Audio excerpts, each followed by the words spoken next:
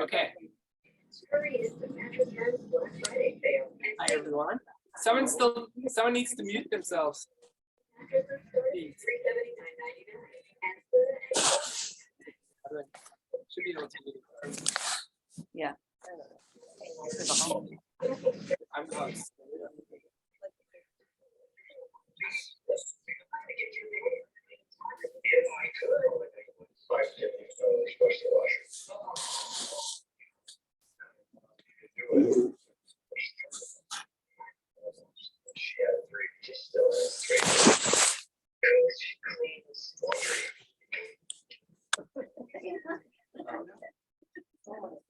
There we go. No noise.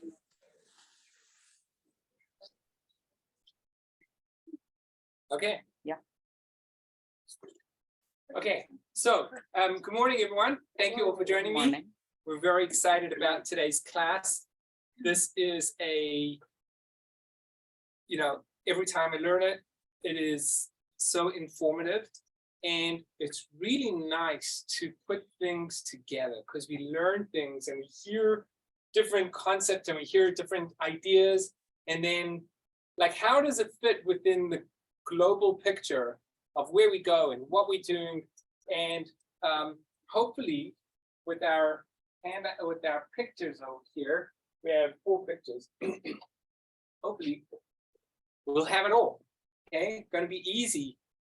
And then you'll have this on the palm of your hand. And once you know the map and like you understand, this is a map that I kind of just drew up myself. And it makes, once you have the map, it helps a lot, really helps a lot with regards to understanding a number of things. So the first thing that I think is important, so I do apologize, Julie is not yet here. I sent her the handouts, we had handouts, so I sent them to her late. And she needed to print them out. So I want to talk about a couple of words that we've heard about with regards to this world, the next world, death, resurrection. And what I want to do is want to just create a bit of a vocab that people are familiar with. Okay? So throw out, we'll call it. Let's start over here. We've heard of the name, the world to come. World to come. So we'll start with that word, world to come. How do we say it in Hebrew? Olam haba. Okay. Easy. Okay, what is this world called? Olam hazeh. This world. Fantastic. So we'll start with this being over here. Olam hazeh. Okay. Hi, Judy. We'll start with it over here. And as you can see, if we imagine that this is the global picture, Olam hazeh is pretty small compared to whatever else is going on out there. Okay. And hopefully if we remember that would help us. Thank you so much. If we remember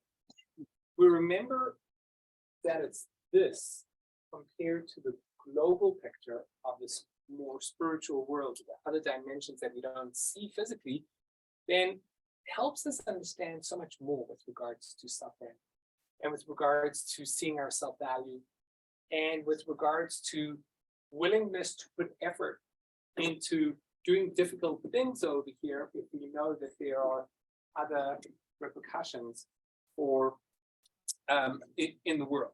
Okay, so we have Olam hazeh, Olam haba. Okay, when we talk about, okay, and one more caveat that I just need to put out there is that this is a 2-part series. Okay, so we're 2 parts. Part number 1, we're going to primarily talk about the worlds, this world and the next worlds, or the other worlds, or the spiritual worlds. And then part number 2, we're going to talk about is the soul and the power of the soul and our influence on the world. Okay? It is way too warm. I feel people are like getting comfortable. Sorry. Gotta Okay, keep us awake. what? Aside from your learning, we gotta like have it. I know, stay awake, people are right? getting very comfortable over here. Okay, let's see here. And we'll work through the vocab.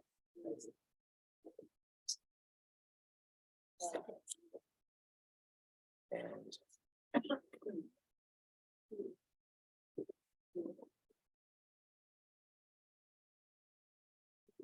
be so nice if I could put it onto the chat, the source sheet. Well, whoever's on there, You can email it. ask them to send their, to, I don't know who's on there, I can email it to them. Oh. You know what? I just sent it to you, right? You can post the link, I can post the link on the chat, On the chat. but you need to give everyone permission to view it. Did you make it an open link? No. We'll send it after. That's. Okay. Okay, let's work through a couple of vocab. So we have two classes, just to summarize, we have two classes. This class today and the class for next week. That's giving me this thing. I'm the host over here. Okay, someone's waiting to get in.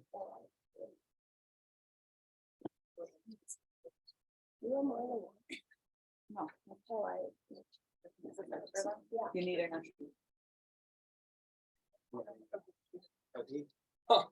Oh, look who's joining us. He's leaving from Israel. She's really nervous. No channeling. Okay, so here we go. Let's start today's class. So let's work through a couple of the words in the vocab, and hopefully we're familiar with all the words. We have Olam Hazeh, this world, Olam Haba, the world to come. We have Olam HaTechiyah, the world of resurrection, which, what does that mean? The world of resurrection. Come back alive. People come back alive. What does that mean? Come back in another soul. We'll put it over here. Resurrection. We have to explain what resurrection means.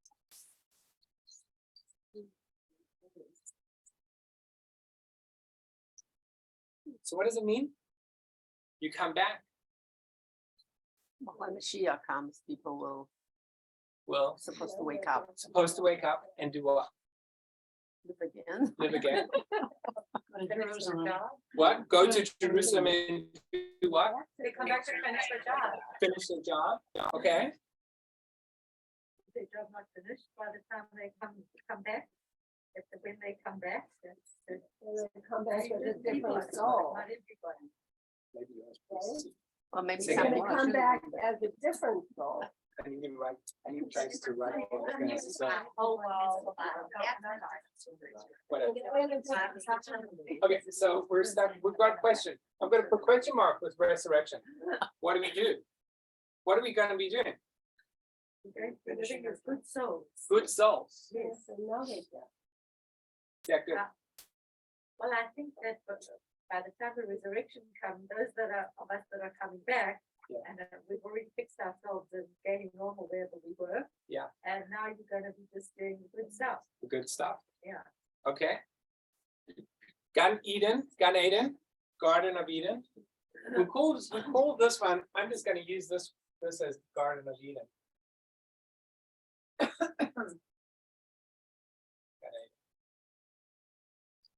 God.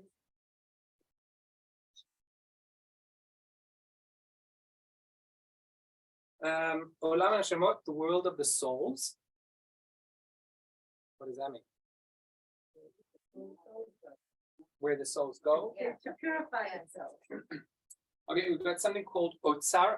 So Olam HaShemot means the spiritual world. That's really what it means. The spiritual worlds where the souls are actually are able to have their influence versus what we are here in this world. Okay. Yes. Sorry. And then we have Otsar HaNeshamot. So I put the world of the souls, and then there's the chest of the souls. Okay, so the chest of the soul is very different. And what the chest of the souls is, we're gonna do it over here. Okay, we'll write this as the chest over here. Now clearly, nothing is necessarily to scale. I don't know what a spiritual chest of souls looks like, but I just put a chest over there because we want to just be familiar with, just have that concept. That we'll see as we work through this, that there is a this thing called the chest of Neshama. Okay, Gehinam. You've all heard of that. No? There you go. No, Gehinam? oh, yeah. Hell? Yeah, hell, How would Gehenna, you say, what's the Jewish word for hell? Gehenna. Gehenna. Gehenna. Okay, fine. You've heard of Gehenna? Oh, so it's just Gehinam. No. Ah, it's Gehenna. the way you're saying Yeah. Okay. It's out there. Different dialect. I got that South African Hebrew. No. it. One. Okay, Gehinam comes from two words. Gay, which means the gates of ups. Even though I walk in the straits of death. Gay means a strait, or it's a place where you're putting in effort. Hinam comes from the Hebrew word chinam. Anyone know what Three. chinam means? Three. Free. So it's a place where you put in effort and there's no result. That's a painful place to be in. Result. Less effort. That's where you, oh, that's where you go for cleansing. I don't know if would you call that cleansing? Well, so I. Resultless effort, gay chinam. One of our sages actually say that people go there for things that they shouldn't have done. So wait, why did I do that? I got no, I did something totally stupid, and things that we invested in stupid things, and like I could have made a better decision. Could have chosen to do better, small things, and that has a repercussion. So is this like our hell? I mean, like other people's hell? We're going to talk about that. Oh, Yeah, that's the goal. So we're just talking about definition. So we have what's called a Gilgul, reincarnation. Gilgul, reincarnation. So what does reincarnation mean? Coming back again. So Gal, did you speak about it? What? It's a concept of what? To reincarnate. What did you say? Is it to perfect yourself or somebody else? Okay, let's talk about that. Okay. We'll talk about that. Okay, I threw in over here Zachar and Nekeva, male and female, which is an important part. And the reason why I'm going to do that is because, the main word that I didn't put in is neshama. Neshama means the soul. Okay, and then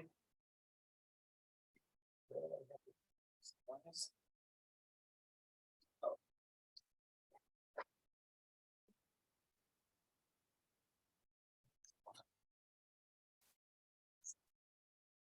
Male and females. So it's important to be familiar that the soul has two parts to it.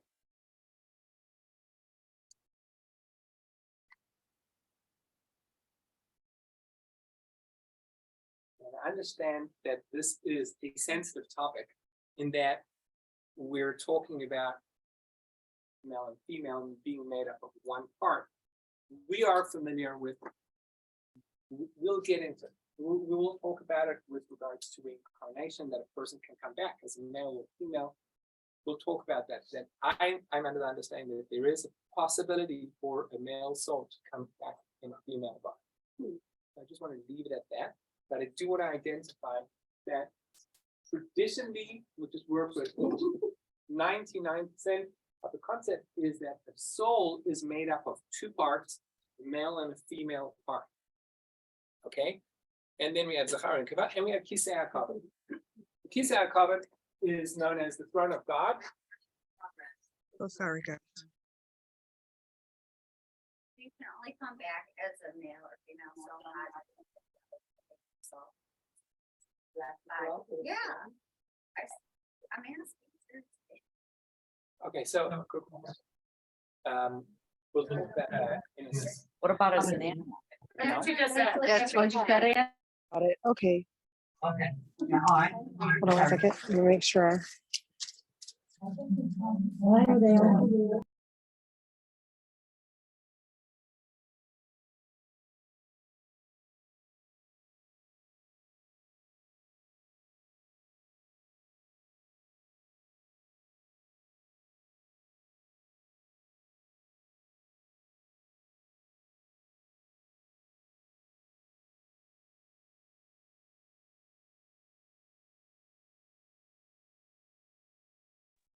Yeah, we can't hear you now.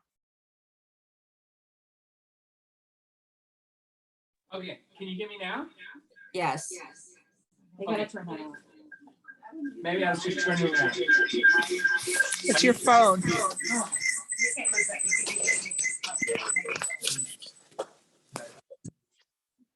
Okay, copper count. The back of the sling. I don't know. Did you I unmute it? got myself off of it. I don't know what just happened. I was trying to get myself in. Is this unmuted? Yeah, let's just mute everyone. Oh, what's going on? Only me. You can't have the two things on at once. So you can't What have do it you on your phone and on there. So which one's the host? This one's the host. Which one's the host? Your phone My or phone. that? Your phone? Yeah. So then change that to the host So and get off your phone. where's, oh, there we go.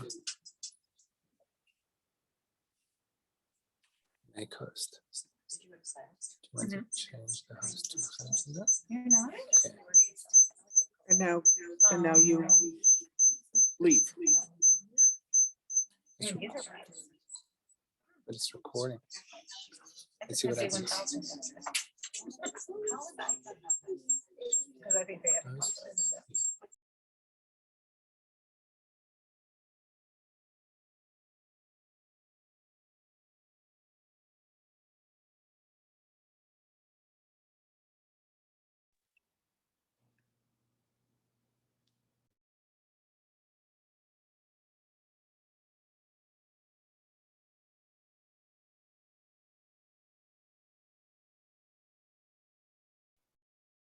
Yeah, no, no sound.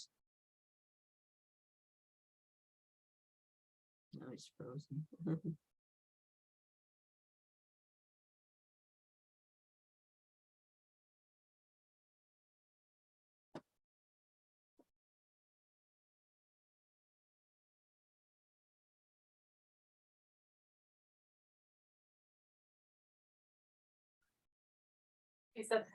Okay, better.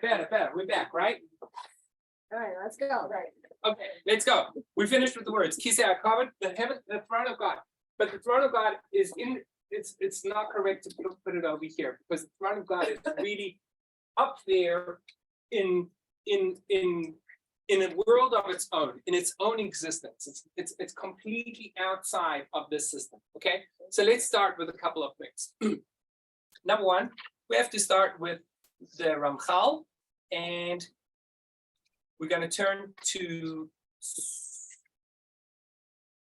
Number 4.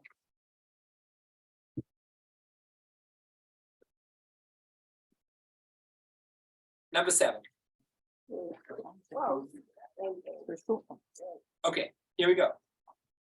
Our sages of blessed memory have instructed us that man was created for the sole purpose of reveling in the eternal and delighting in the splendor of the divine presence. This being the ultimate joy and greatest of all pleasures in existence. The true place of the pleasures is in the world to come, which was created solely for this purpose. Okay, so here it goes. God created an existence and created people, mankind, in order for us to enjoy. Where do you ultimately get that enjoyment? Where? In the world to come. In the world to come. Okay? We'll call, this is going to be the world to come. That's where the whole purpose of all of creation is to get to there. And over there, what do? Live our best life. Enjoy. Enjoy. Joy by connecting to God. However, the path that helps us reach our desired goal is this world. In order to get there, we need to go through this world in order to get to that world. That is what our sages meant when they said that this world is like an, what's that word? Yeah. It's a in South Africa we call it a foray, you know, like the entrance to Foyer. a foyer, a foyer, Oh, a hall or a hallway. hallway, you know, path, you know, the entrance. So you got to get there. It's just in order to get you there. That's what our sages said. Oh, This will be an entertainment to the world to come. The means that lead to this goal are the mitzvot that God commanded us to observe, and the place for doing the mitzvot is in this world alone. So, for example, let's say you want to get to an exclusive presentation or an exclusive party. You want to go to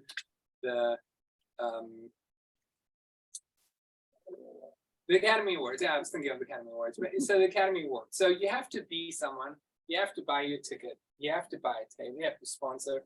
You have to have certain things. And then once you have that, if you're a nobody, you're going to have your golden ticket in order to get in to the party, right? So there's work that needs to be done beforehand in order for you to get into the party. In a similar way, that is the place. That is the goal.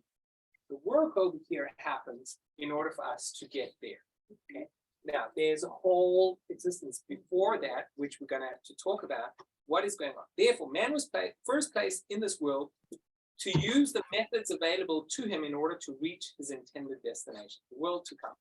There he will enjoy the good which he acquired by virtue of these means. That is what our sages of blessed memory said: today to do, and tomorrow in the world to come to receive reward. So I'm going to put it over here. Receive reward. Did I spell that wrong? I before you. No, that was right. Except after C. After C. Still learning. It's fine. You're good enough. You know it was wrong. It's good.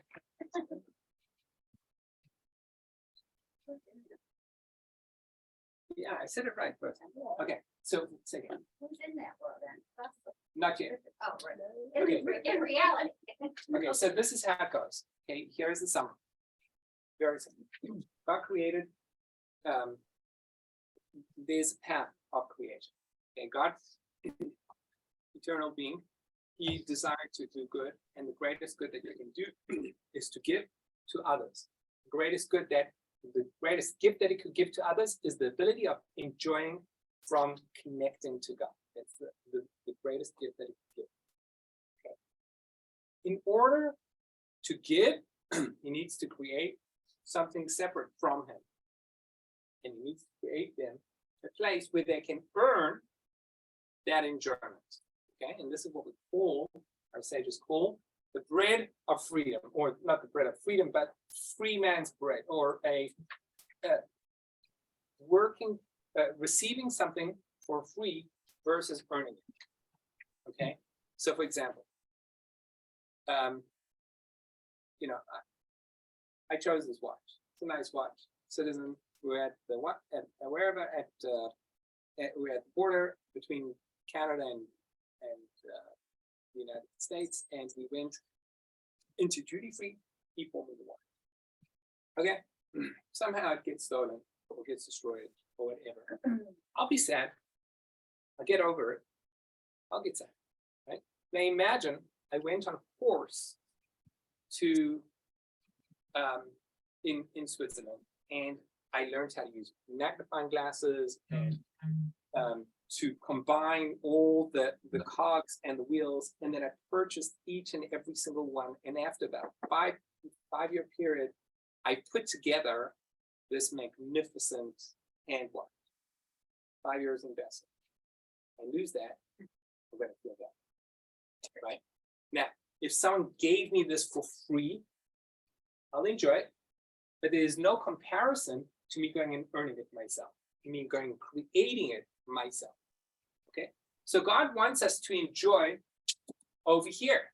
He could have put us straight over there, but God wants us to have the ultimate enjoyment. So if He just puts us straight over here, we'll call the bar of enjoyment will be at 3. If you earn it, bar of enjoyment will be 95. Because you work for it, you enjoy it. Okay, so in order to do that, He created the world where we can work, and He created people, mankind. Okay, so now it says God created, right at the beginning of creation, Zachar undekeva bara otam. He created them male and female, and original man was this one being that was unified together and had male and female parts to it. And then God said, this person is not able to be his ultimate good. I will separate him, and he will find his soulmate, which would give him the ability of earning the ultimate reward.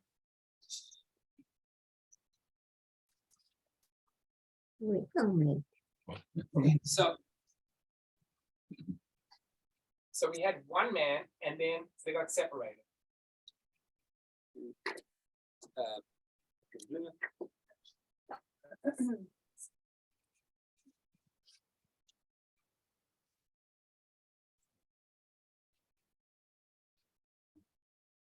Okay, so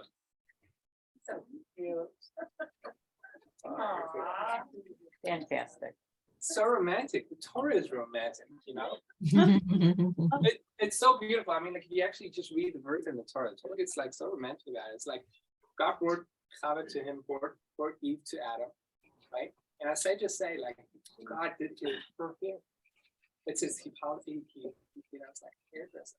And think about it. Adam knew no one else. There was no one else out there, right?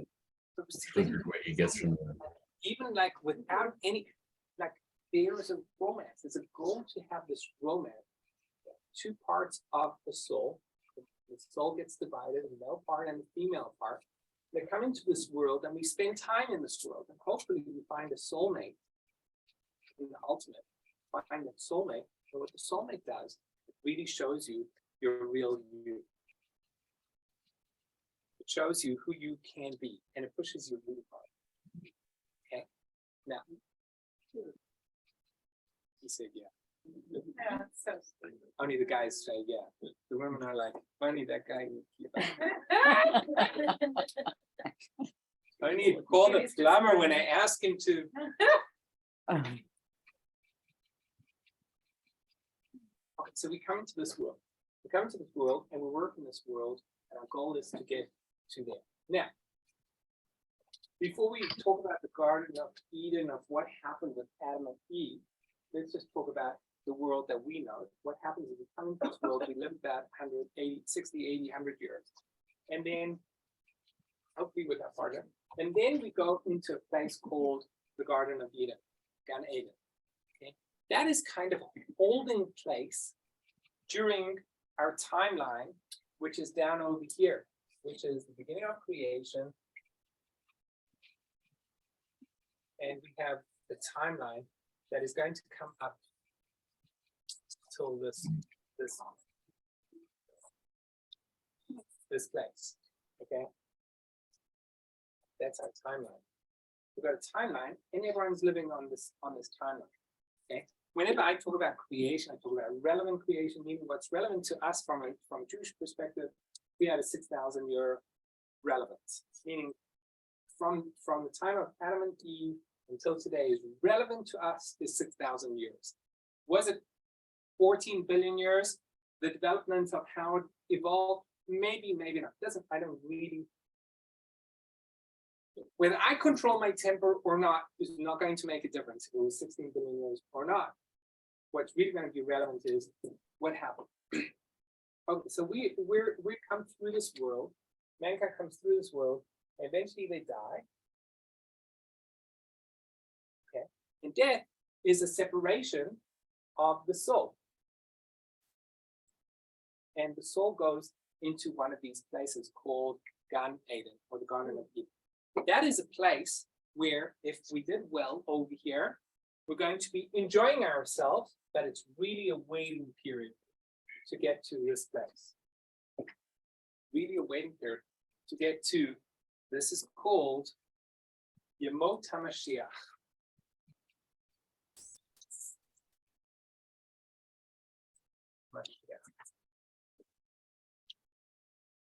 Period of the Mashiach, the Messianic era.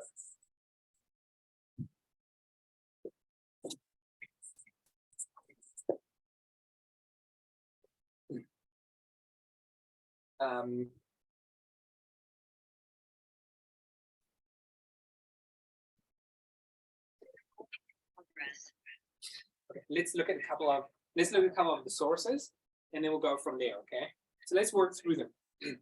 Let's go through part one. Number one, Bereshit Rabbi. At the beginning of existence, there were two worlds. Two worlds were created: this world and the world to come. So, if you know, the first word of creation that is relevant is called Bereshit. Bereshit. Okay, Bereshit. And the first word is made with a bet. And bet's numerical value is 2. The second letter of alphabet. Okay, and Reshit, by the way, Reshit means beginning. In the beginning, there were two, meaning there are two worlds. We have the world that we see, and there's another world that's going to be over there. We call it Olam Hazeh, this world.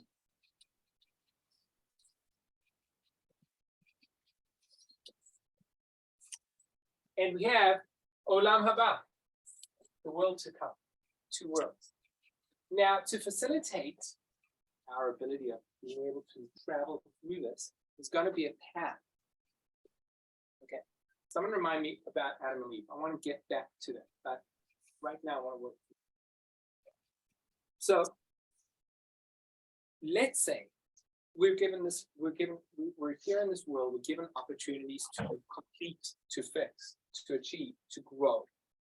Okay, and let's say we'll use dollars and cents from a value perspective. So let's say we're given with potential to earn $100 million of reward. Okay, let's use 100 million euros of reward. Okay, so there's a certain amount of reward that you should be achieving. That is what you can enjoy over there. 100 million, right? But let's say a person only earned 50 million. Okay, so what happens? God has a choice, or the soul actually gets a bit of a choice. God says, hey, do you want to go in there for 50 million, just with 50 million? Or do you want to go back on the journey again? Okay. What about the person who earned 150 million instead of 100 million, but he did terrible things, and that it's a deficit? How can you earn it if you did terrible things? Every action that we do is profit, and every negative action is a loss. Right? You can have a business that are making $100 million a year, and then they're spending $150 million in advertising. Right? At the end of the day, what we count over there is positive. Okay, so we're giving you options. Okay, and this is what we have. My whirlpool over here.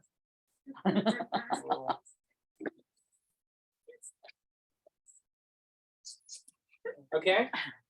You know what that is? The washing machine. Okay? The washing machine is an opportunity where we get to cleanse the negative without losing the positive. Okay? And that is what we believe, that the soul goes into the workpool of Gehenna, a place where they're able to clean off those deficits without losing the positive. God wants us to only enjoy, wants us to really achieve much. So a person really wants to go in there before they're able to go, and we each get a palace or a room, and guess who spends time there? You and your spouse, no one else. You don't get to see. I mean, at the entrance, at the door, you get to see your family. But then the wedding pattern is with your spouse, and that's it. So get to, for those of you who are married, You better like your spouse. better like your spouse. You don't get to spend time with anyone else over there. So you've got, I mean, that in itself can be just in itself. You know, What is it? Yeah, in Gehenna, you're there with your spouse if you have one. What if you have more than one spouse? Yeah. What if, like, my grandfather had 2 wives that he loved very much for over 25 years? And what if you get each? divorced? And what if No, What if you're widowed died? twice? widowed twice? Widowed twice. Widowed twice? Divorced? It is complicated. After you die, you go back there. There's What if a they're still time living? over here. So look, it's one soul. Right. It's a male and female part. We come down into this world as 2 separate parts. The way it's actually put, by the way, the Gemara says, and I want to get there, but I want to first just create the map, create the map, and then we'll deal with the question mark. Okay, the way it says is 40 days before a person is before a person is conceived. What God does is he goes into the Otsar Neshama, the chest of the soul. He'll pull out a soul, and he'll separate the soul. Half he puts over here underneath his throne, and the other half goes into either a male or a female. And that half waits until the other part is ready to be born. When they're born, God will pull it out and puts it in there. So Wow. I'm 5 years different between me and Eve. That's most likely what happened. Eve was hanging around over there for 5 years, hopefully, I don't know, right? She's Mhm. hanging out. That's why she's so holy, because Ah. she spent time, right? I would evaluate that. Wonder. And then you get together over here, and really what your job is to, get yourself as high as you can, supporting each other, building each other, growing together, each one according to their wisdom and your growth to grow on that level during your lifetime. And it's combined lifetime. And then once we pass, half goes there, and the other half comes there, and they spend time together over there. Now, that is a time period, and that is a waiting point to get to there. What if there's a long time between one spouse and the other? In the hang, birth or Yeah. death, they wait, they hang out over there. Oh, so they can go there. Yeah, they go in there and they wait there. They don't have to wait. Yeah. Until their soulmate passes? Correct. And then the soulmate joins them. Right. Soulmate.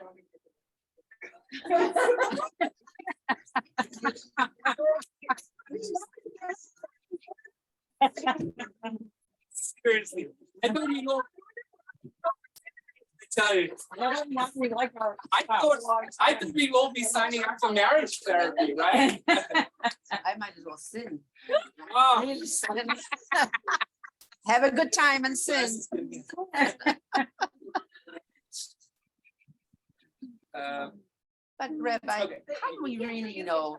How do we really know this is what's happening? I mean, isn't this just those sages who are telling us? Okay, Actually, you say. This is, okay, you can, if you want to read the source book, it's called Derech Hashem, the path of God.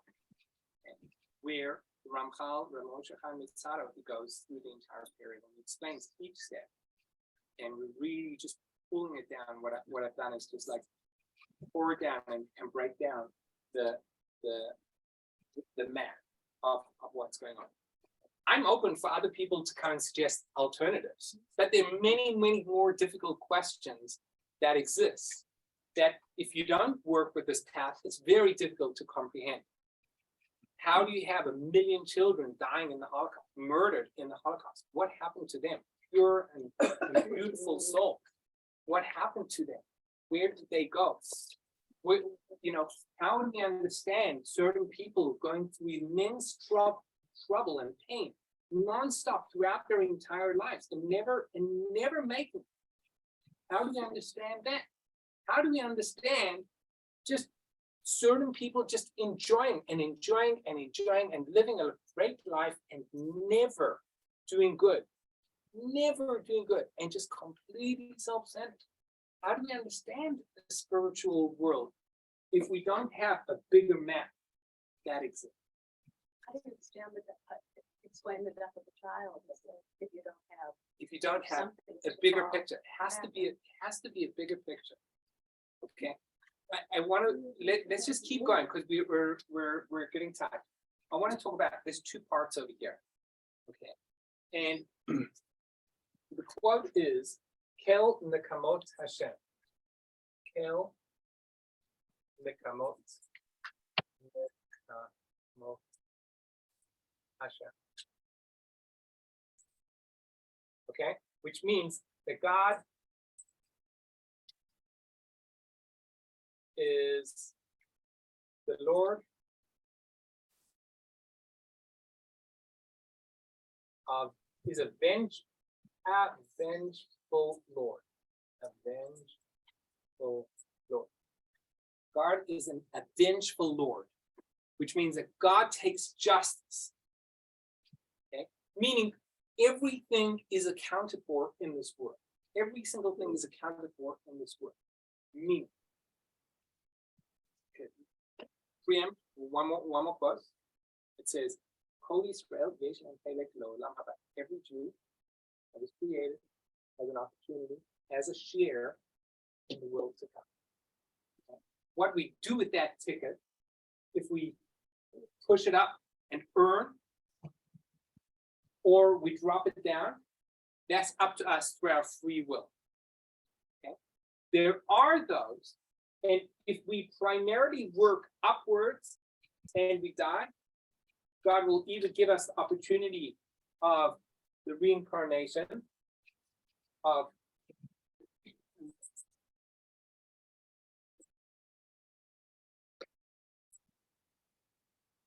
coming back. Sorry that this Takakele is in a different color. Okay, we get the opportunity of coming back in this world, reincarnation, and many of us are completing something. Okay, so the person is born into this world, achieves a certain amount, and then passes on. Either they go back into the world, they get into the world pool, and then go in there, and our sages tell us, you spend about 11 months to a year. We person spent about a year inside there. That's why we say Kaddish for a year, because every time someone says Kaddish, or someone does something for someone who has passed, something good for someone who's passed, what we're really doing is we're turning this faster. We're turning the knob faster, and we finish that cycle. We're able to finish the cycle sooner so that they can go and hang out in their palace. How long can that take? Up to a year. Up to a year, we say Kaddish for 11 months. That's that. Now, what about the extremely wicked people that have existed throughout? This is an important part. What about people who've made it their job to be extremely destructive in this world? Instead of moving upwards, they've gone completely down. Okay, and this is the quote. This is the story of Onkelos. Onkelos was the nephew of Titus. Titus was a great ruler in Rome, and he was phenomenally, from a Jewish perspective, phenomenally wicked. When he destroyed the temple, and he did it in an extremely brutal, self-centered, immoral way. We have a temple, and the place of the temple, the temple is divided into two sections. This is as the temple. Inside the temple is a section called the Holy of Holies. Holy of Holies. Okay, and over there is the Ark.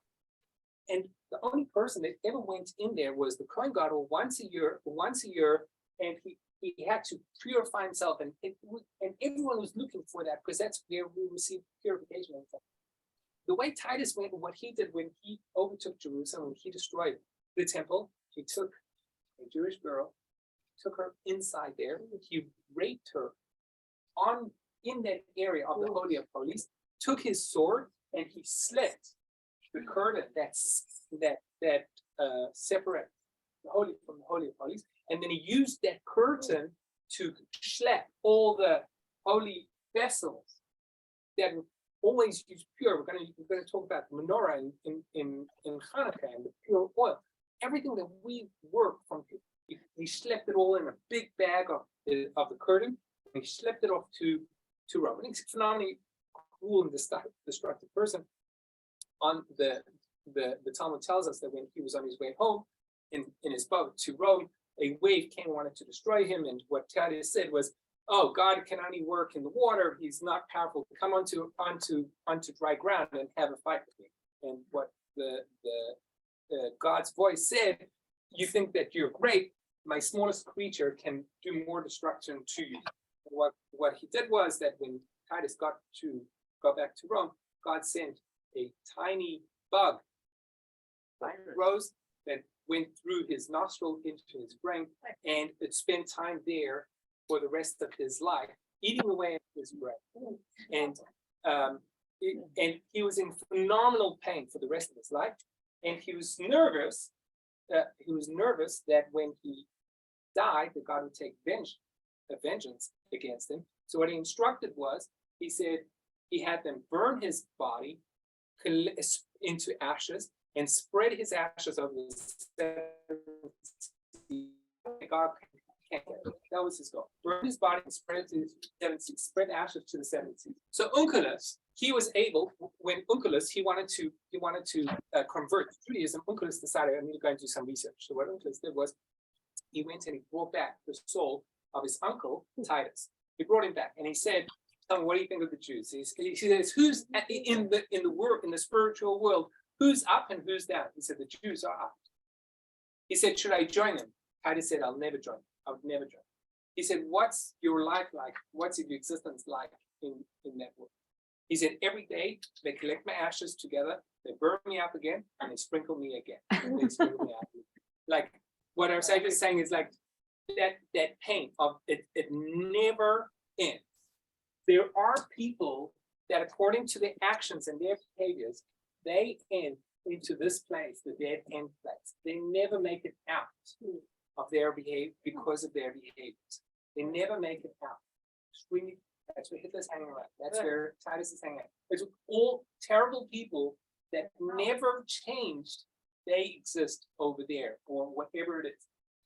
The Kapakele is a similar thing. We'll possibly talk about it next session. Let's talk about over here. Our goal is Mr. Rosenberg. the Messianic era.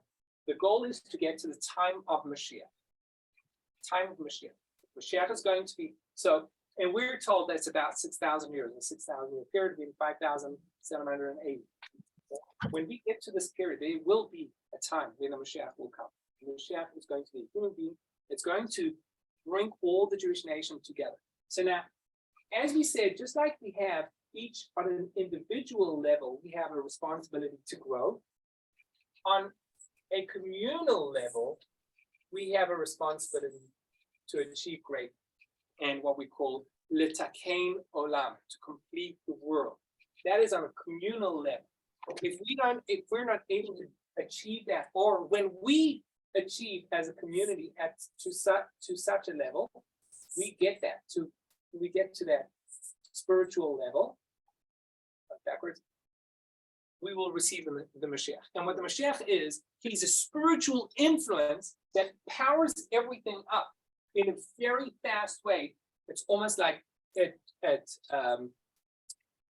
a express train.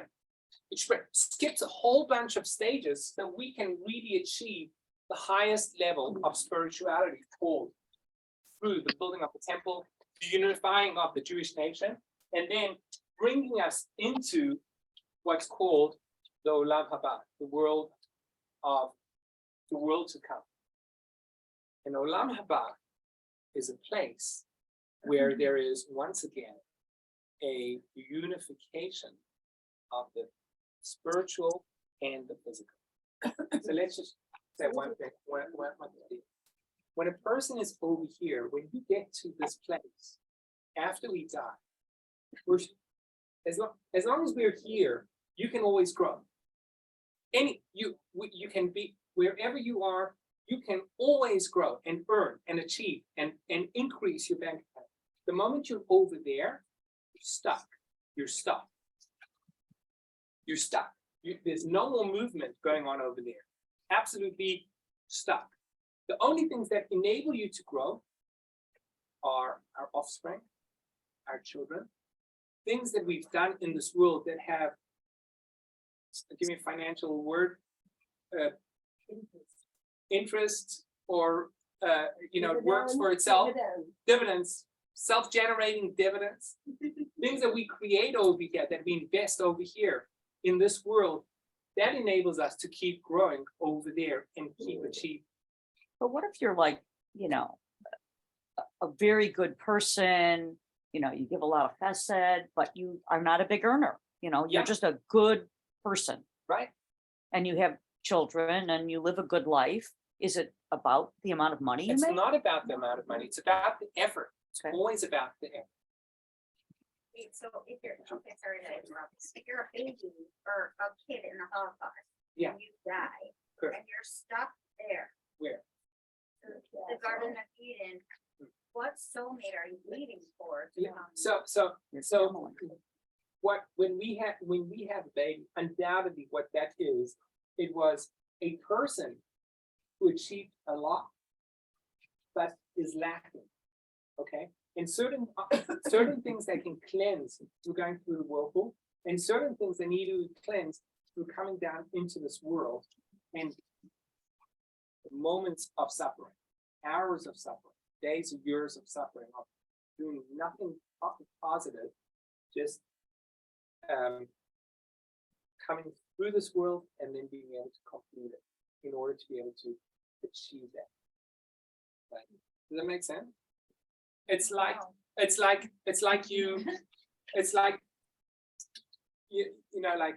if you have, yeah, it's like a house, right? You got a budget for your house, so right? So you can buy in downtown Chicago for, you got $50,000, you can have a house in downtown Chicago. If you got $600,000, then you can have a house in Highland Park, right? So if you have a small budget, you only get that. But if you have the potential, if you're willing to put through, and let's say a person earned $590,000 and really wanted, they wanted their $600,000, so they come through that suffering in order to be able to achieve that final piece to complete that. And it's a choice that the soul makes to be able to do that. The soul gets to choose.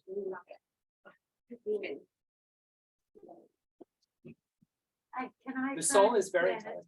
Yeah. So it's like, Okay, let me just close off. Okay. Let me just quickly see if there is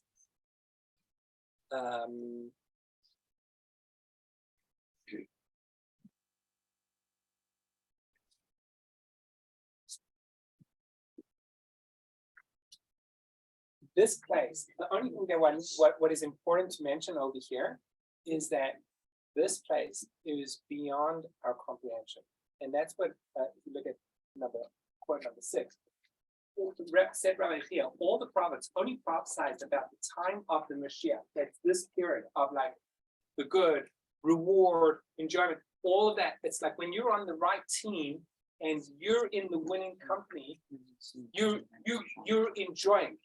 But that doesn't mean that you've received your dividends. Your dividends, no one has any comprehension of what that's going to be like. Okay? I'm ready for questions. I want to close up over here. And next week is part 2. Part 2 is more about the soul, birth, death, and reincarnation. Well, I guess we covered a lot of it, but let's just go through it one more time. Souls started off in the chest. There's a limited amount of souls that were created, and they were placed in the chest, and that was before creation. So I created a world where we come down, where we first separated souls, whichever side goes over here, the other part goes over here. We work, we get married, we find our soulmate, we earn, okay, and then technically we either go into the Garden of Eden, or we'd go through the washing machine in order to get into the Garden of Eden, or we'd go through a period of reincarnation and come through this world one more time before we go into the Garden of Eden. All of us are working towards this time period of the Messianic era. The Messianic era is more from a global perspective to complete the entire world on a global perspective with the temple and the Messiah and the unification of the Jewish nation in the land of Israel. And all of that will get us towards this place called the place of receiving reward. There's going to be an individual place of receiving reward, and then there's the communal experience of receiving reward, which is in the world. Good? Yeah, So thank you. far. All right, so far. Okay. Thank Thank you. you, everyone. Question? What happens to the souls of the evil people that are stuck at the end there? Stuck in here? Yeah. What happens to us? The souls, What about them? they get destroyed. You can't afford it. You only have a certain amount. Yeah, Do they they, go on their own to get cleansed? What happens? my understanding is that a soul is indestructible. Okay, the soul is the potential of earth. I'll actually, something that's very interesting that I thought about a lot. Rabbi Meir, he had a student, teacher, as of England. You know what I'm talking about. Elisha Baravua. Elisha Baravua was a complex person. Phenomenal Torah scholar. Much greater than many of the contemporaries. Meir is the default. We're learning Mishnah, right? If you don't have a name in the Mishnah, you don't have. It's not attributed to anyone else. It's attributed. Every Tanakama is Rabbi Meir. That's Rabbi Meir. Rabbi Meir learned all his Torah from Elisha Baravua. Elisha Baravua, known as a wicked person, denied God. He did wicked things, he did terrible things, but he also was a complex person that he earned a lot. He achieved tremendous. He had a teacher, he had a student from that. So it's very complex what to do. So when Rabbi Meir died, Rabbi Meir said, I'm going to get Elisha Baravua into Gehenna. I'm going to get him in there. So which means that you can do damage to your soul, but it continues to exist. It doesn't stop existing. So, and then Elisha Baravua was lucky, and then Rabbi Meir's student said, I'm going to get him out of Gehenna into Gadi, into the world of Jesus. By doing tested or By by learning Torah in his honor, ways of. what they said was my death will achieve that. Their death will achieve. So when Rabbi Meir died, smoke started coming out of the grave of Elisha Karawa, which Mary said he preempted that. He said, I'm going to get him into the ground and burn him in September. And then his student who died said, I'm going to get him out there and see the stuff, the smoke and stuff. Larry.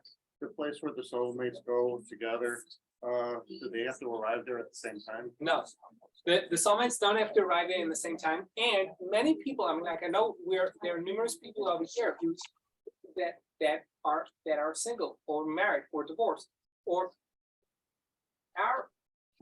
it could be that one part of the couple achieved what it needed to achieve and is hanging out over there. The other part really didn't do its job, didn't do its homework, didn't follow through, and may come back and need to be single in this world in order to achieve what they need to achieve, and then find that soul. They marry somebody else. I mean, there's all sorts of crazy, like, there's so many scenarios. I'm sorry to. Yeah, I'm not going Push you. You can push me. No, it's not. I'm not going to change. I'm not going to change. Like there are question marks. I do need that. There are question marks, and like, how do we understand when someone gets divorced? How do we understand? I mean, divorce is a clear thing. It's in the Torah. It says when a person chooses to separate, and that's not like it says he needs to give her a get. There is this concept of getting divorced. It is a concept. People who lived alone their entire life. There are people that does exist, but that doesn't mean that the system does not exist. It doesn't mean that the system does not function. It may be that the partner is not necessarily the full soulmate, but a potential of a soulmate, or someone that can push you, but not really the ultimate soulmate. And that's where I just leave it at that. I'm like, I don't necessarily have any. My wife's grandparents got married. Married twice, and one before the war and one after the war.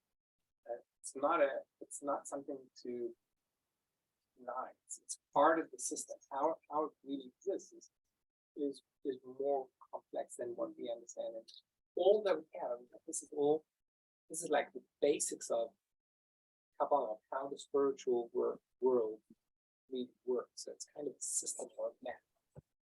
I'm just wondering, Paula. looking at it like that, but if you look at like a soul could be divided between 100 different people. Could And be. everybody's doing different aspects and feeling different aspects, and therefore, I mean, if you think of it that way, then it is possible for people to get married and to get divorced, to not be married, whatever, but you're all working. That's it. I mean, the bottom line is Yeah, that is protecting the soul. Yeah. And the fact of the matter is the soul can't protect itself without a body, but the body is maybe only a part of the soul. And that's the whole thing. It's not one to one.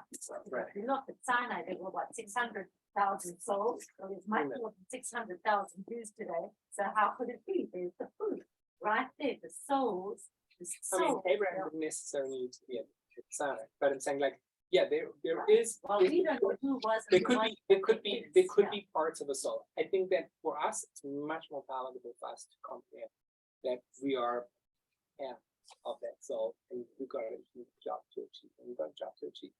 And I want to point out, like we just learned last week, Parsha, about Jacob and Esau, Yaakov and Esau.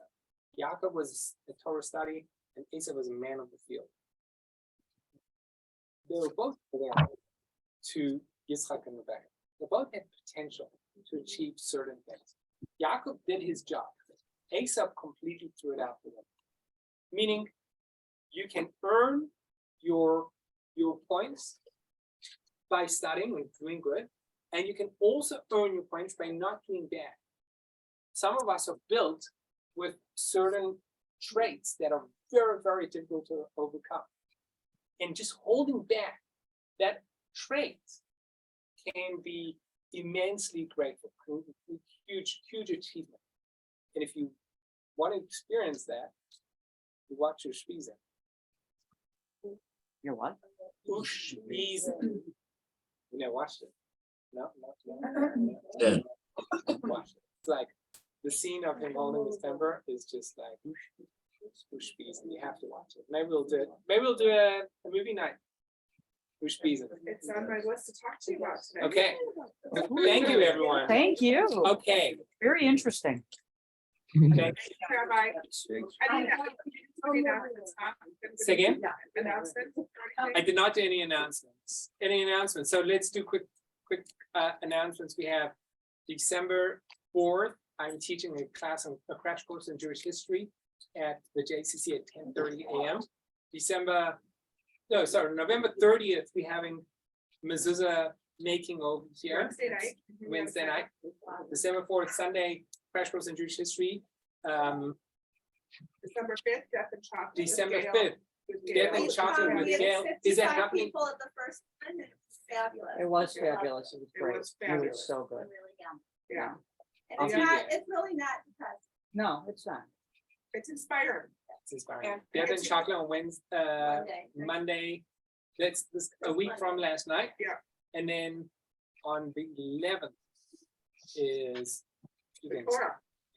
11th, we have the Sefer Torah, the Torah inauguration and completing of the letters of the Sefer Torah at 12 o'clock. Over here, 12 o'clock, yes, 12 o'clock. 12 o'clock. And the toy drive, the presents. The toy Yeah. Yeah. When are they leaving? Yeah, we're not to leave come back. Oh, real? So Okay. we're gonna see I have you two after that. toys in my Oh, yeah. car. I just Okay, told. do we still need more people for Wednesday Yeah. volunteer things? No, Wednesday. Yeah. volunteers are tomorrow. I just checked the data. We got Oh. people signed up. Yeah. Okay, tomorrow. And No, so. yeah, day after- oh, tomorrow. I know.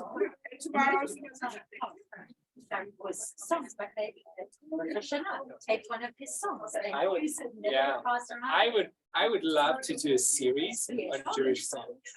I would love to do a series like just pull up, start, just introduce people to the song and being behind it and the depth behind it. I would love to. Yeah. I would love to. Okay. Suggested. Just On the docket, exactly. Okay, have a great day, everyone. Thank you for joining. Yeah.